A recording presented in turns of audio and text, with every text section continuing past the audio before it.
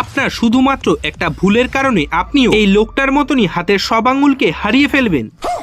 কিন্তু কিভাবে? আর ভারতে এমন কোন রঙের গাড়ি যদি আপনি চালান তাহলে আপনার জেলও হতে পারে? খেলোয়াড়দের পেছনে এমন উঁচু জিনিসটা আসলে কি হয়? কিভাবে পাঞ্জা লড়াইয়ের সময় এই ভুলটা করলে আপনার হাড্ডিও ভাঙতে পারে? আর কিভাবে আপনি এই জিনিসটা করে আপনার পুরো বডিকে ফোনের মতন আবারও রিসেট করতে পারবেন? আপনারা তো এমন বহু ইউটিউব চ্যানেলের সম্পর্কে জানেন যাদের সাবস্ক্রাইবার মিলিয়নে হয়, কিন্তু আপনি কি জানেন কোন ইউটিউব চ্যানেলে সব থেকে বেশি ভিডিও আপলোড করার ওয়ার্ল্ড রেকর্ড রয়েছে? জানবো এমনই আরো ইন্টারেস্টিং বিষয়, তাই ভিডিওটা শুরু হওয়ার আগে এক্ষুনি সাবস্ক্রাইব করে নিন। আপনারা তো দেখতেই পাচ্ছেন যে আমরা 1K থেকে জাস্ট একটুখানি দূরে আছি। করে নিয়েছেন তো চলুন আর দেরি না করে चलिए शुरू करते हैं।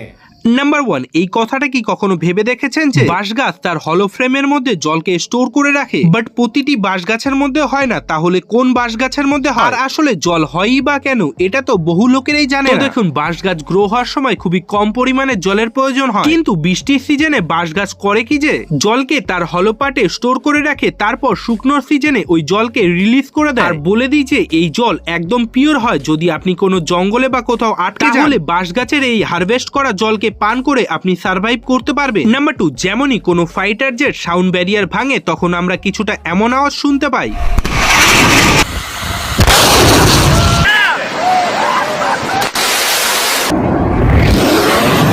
এই আওয়াজটা এত বেশি লাউড হয় যে মনে হয় কোনো ধামাকা হচ্ছে। আসলে যখন কোনো প্যাসেঞ্জার প্লেন নর্মাল স্পিডে ওড়ে তখন তার অ্যারাউন্ড যেই সাউন্ড ওয়েভ তৈরি হয় ওটা কিছুটা এমন দেখায়, মানে একে অপরের সঙ্গে ওভারল্যাপ হয় না। কিন্তু যখন কোনো ফাইটার জেট সুপারসনিক স্পিডে ওড়ে তো আসলে ওটা সাউন্ডের স্পিডের থেকেও বেশি গতিতে ওড়ে, যার কারণে সাউন্ড ওয়েভ ওভারল্যাপ হয়ে যায় আর একটা ধামাকার মতন আওয়াজ শোনা যায়। এখন বহু লোকেদের এমনটা মনে হবে যে এই ক্লাউড বা মেঘ তখনই তৈরি হয় যখন কোনো ফাইটার জেট সাউন্ডের থেকেও বেশি স্পিডে উঠতে থাকে, কিন্তু আসলে এমনটা নয়। এটা নরমাল প্লেনেও দেখা গেছে এটা তখনই তৈরি হয় যখন ফাইটার জেটের উইংস এর অ্যারাউন্ড টেম্পারেচার আর এয়ার প্রেসার হঠাৎই কম হয়ে যায়, এই কারণে কুল ডাউন হয় আর এই ছোট্ট ছোট্ট ড্রপ প্লেটে বদলে যায় আর আমরা এমন বেপার ক্লাউডকে দেখতে পাই। নাম্বার 3, ভাই এই ভিডিওটা আপনার জন্য হয়তো লাইফ চেঞ্জিং হতে পারে, কারণ একটা সিম্পল ওয়েতে দেখানো হচ্ছে যে কিভাবে একটা শার্টকে ফোল্ড করতে হবে, ওটাও খুবই ফাস্ট, যেটা তো আমরা এমনিই করতে পারি না। দেখুন, সবথেকে প্রথমে আপনাকে শার্টের এই 3টি পয়েন্টকে মনে রাখতে হবে, যার পর আপনাকে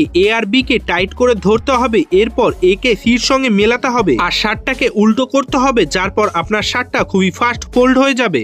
নাম্বার 4, কিভাবে নিজের হাতকে ঠিক রেখে পাঞ্জা লড়তে হবে। সবথেকে প্রথমে এটা জানুন যে পাঞ্জা লড়াইয়ের সময় আপনার হাতে যে হাড্ডিটা ভাঙে ওটাকে হিউম্যানেন্স বোন বলা হয়। আর এই হাড্ডি ভাঙার সবথেকে মেন কারণ হলো যখন আপনার অপোনেন্ট পুরো জোর লাগায় তখন এই হাড্ডিতে খুব বেশি টর্ক ক্রিয়েট হয়ে যায়, যার কারণে এই হাড্ডিটা ভেঙে যায়। নিজের হিউম্যানেন্সকে বাঁচানোর জন্য আপনি এই দুটি ভুল কখনোই করবেন না। পাঞ্জা লড়াইয়ের সময় আপনার হাত শোল্ডারের থেকে বাইরে কখনোই বেরোতে দেওয়া যাবে না। শোল্ডারের থেকে বাইরে যেতে আপনার হিউম্যানেন্স বোন সব থেকে উইক হয়ে যায়। এমন সিচুয়েশনে আপনার অপোনেন্টে শুধুমাত্র 7 কেজি ফোর্সের দরকার হবে আপনার হাতের হাড় ভাঙার জন্য। দ্বিতীয় ভুল এটা হলো যে আপনার মধ্যে বেশি শক্তি নেই আর আপনি আপনার অপোনেন্টকে হারাতে ওকে প্রেস করতে শুরু করলেন। এমন সিচুয়েশনে সামনের জন্য ফোর্স লাগাবে আর আপনি যাবেন একদম সোজা হসপিটালে। তো যদি আপনাকে ঠিক করে পাঞ্জা লড়তে হয় তাহলে একটাই উপায় আছে, নিজের হাতটাকে পুরোপুরি বডির সঙ্গে লক করে রাখুন। যেদিকে আপনার হাত মুভ করবে ওইদিকে আপনার বডিকেও মুভ করতে হবে। এর মানে যদি আপনি জেতেন তাহলে পুরো বডির সঙ্গে জিতবেন, আর যদি হারেন তাহলে পুরো বডির সঙ্গেও হারবেন। আর যদি এমনটা না করেন তাহলে खत्म, बाय बाय, टाटा, बाय, गया।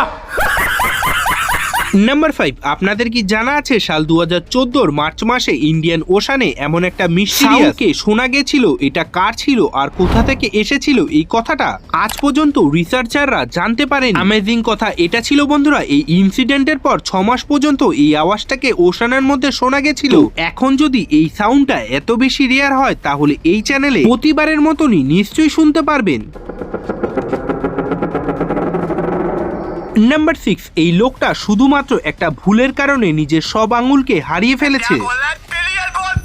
দেখুন, এই সব হয়েছে ফ্রস্ট ব্রাইটিং এর কারণে। যখন আপনি খুবই ঠান্ডায় বেশি সময় পর্যন্ত আটকে থাকবে প্রথমে তো আপনার স্কিনটা সাদা বা লাল হয়ে যায়। এমন সময় যদি তাড়াতাড়ি চিকিৎসা না হয় তো এমন সময় ঠান্ডাটা ভিতর পর্যন্ত প্রবেশ করতে থাকে, যার কারণে স্কিনের টিস্যু জমতে থাকে আর ওই অংশটা কালো বা নীল রঙের হয়ে যায় আর শেষমেশ আঙুল কাটতে হয়। বাট যদি এর চিকিৎসাটা তাড়াতাড়ি হয়ে যায় তাহলে তো আপনার আঙুলটা বাঁচতে পারে। কিন্তু একটা ভুল কখনোই করবেন না, কোনো গরম জিনিসে একদমই সোজা আঙুলকে গরম করার চেষ্টা করবেন না, এর ফলে আপনার আঙুলের অবস্থা এর থেকেও বেশি খারাপ হয়ে যাবে। এমন সময় হালকা গরম জলে 15 থেকে 30 মিনিট পর্যন্ত আপনার আঙুলকে ডুবিয়ে রাখুন, আর ততক্ষণ গরম জল থেকে আপনার আঙুলকে বার করবেন না যতক্ষণ না নিজের রং নিয়ে নেবে।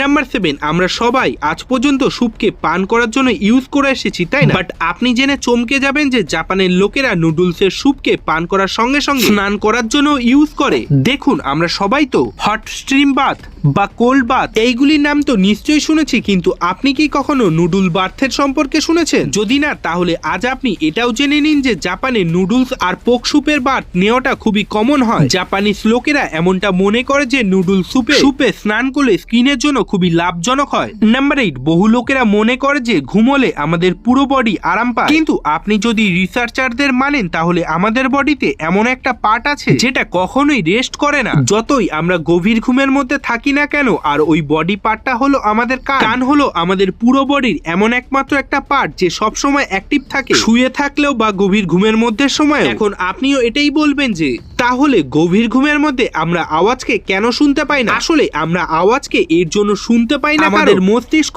এটাকে অ্যালাউ করে না। এর জন্যই তো আমরা রাত্রে ঘুমানোর সময় আমরা একটা শান্তশিষ্ট মহল খুঁজি, কারণ আমাদের ঘুমটা যেন ভালোভাবে আসে, কোনো আওয়াজ আমাদের ঘুমে ডিস্টার্ব না করে। বন্ধুরা, আপনারা বহু ক্রিকেটার বা স্পোর্টস পার্সনদের শার্টের পেছনে এই ছোট্ট ওঠা জিনিসটাকে নিশ্চয়ই নোটিশ করেছেন, কিন্তু আপনারা কি কখনো জানার চেষ্টা করেছেন এটা আসলে কি হয়? আসলে এটা একটা ব্রা টাইপ ডিভাইস হয়।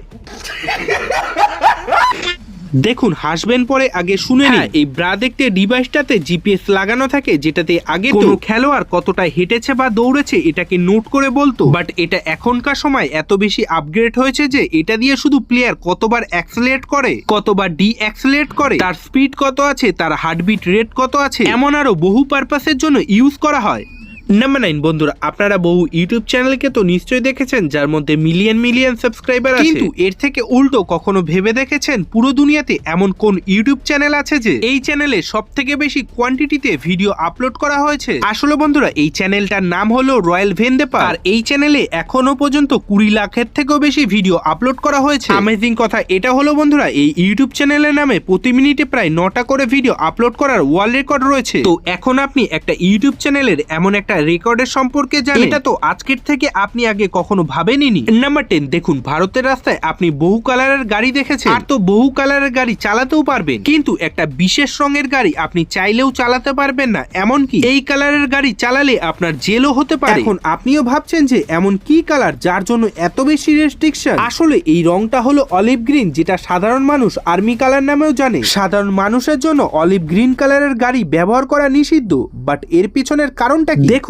এর প্রধান কারণ হলো অলিভ গ্রিন কালারের গাড়ি ভারতীয় সেনারা ব্যবহার করে। ভারতে এই কালারের গাড়ি সামরিক যান হিসাবে ব্যবহার করা হয়, আর যেমনটা আমি আগেই বললাম, এই কালারটাকে বহু লোকেরা তো আর্মি কালার নামেও জানে। দেশের সাধারণ নাগরিকদের নিরাপত্তার জন্য বেসামরিক যান আর সামরিক যানকে আলাদা মোটর ভেহিক্যাল অ্যাক্ট অনুযায়ী এই রঙের গাড়িকে সাধারণ মানুষদের জন্য নিষিদ্ধ ঘোষণা করা হয়েছে। এটাই এই কারণ যার জন্য আপনি এই রঙের গাড়ি ব্যবহার করতে পারবেন না।